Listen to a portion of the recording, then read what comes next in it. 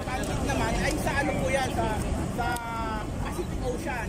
Pero ang Pacific Ocean is limit na concern eh.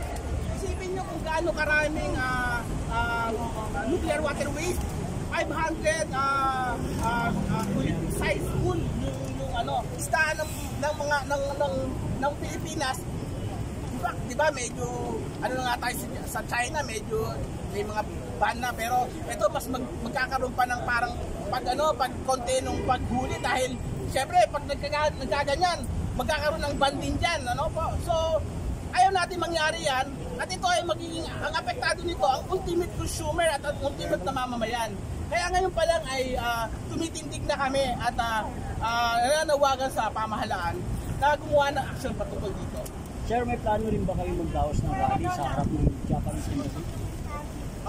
Opo, may plano. In fact, iniisip namin kung DFA or Japanese Embassy yung aming pupuntahan dahil gusto namin yung pamang ahensya talaga na talagang pwedeng magpatigil nung gagawin nilang dumping dun sa waterways, nuclear waterways.